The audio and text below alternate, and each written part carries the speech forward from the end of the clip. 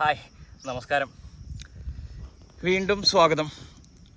കഴിഞ്ഞ വീഡിയോയിൽ കാണിച്ചൊരു പയറിൻ്റെ വളർച്ചയുടെ ഒരു ഭാഗമാണത് ഈ വീഡിയോ.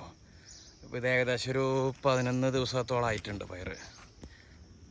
അപ്പോൾ നമ്മൾ കുത്തിയിട്ടുള്ള എല്ലാ പയറുകളും, അതായത് ഒരു 99% പയറും മുളച്ചിട്ടുണ്ട്.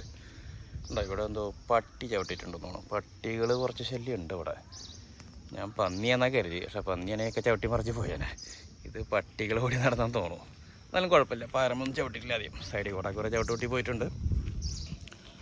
വലിയ മോശമില്ലാണ്ട് വളർന്നിട്ടുണ്ട് കേട്ടോ. തൽക്കാലം നമ്മൾ ചെറിയ തോതിലുള്ള ഒരു NPK അടിച്ച് കൊടുത്തിട്ടുണ്ടായിരുന്നു.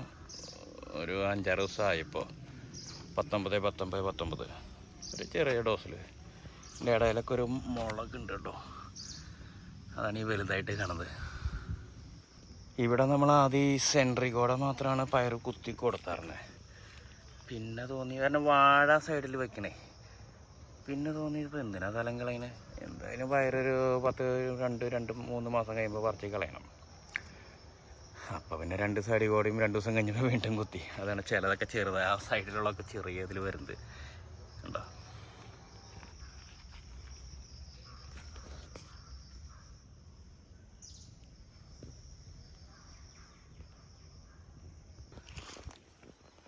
നമ്മൾ സെൻട്രിൽ കൂടെ, അതായത് ഇതിൻ്റെ ചാല് കയറിയിട്ടുണ്ട്, അതിലൊക്കെ ടിഷ്യൂ വാഴ വെച്ചിട്ടുണ്ട്. അപ്പോൾ അതിൻ്റെ ഒരു വീഡിയോ 2 ദിവസം കഴിഞ്ഞിട്ട് ഇടാം.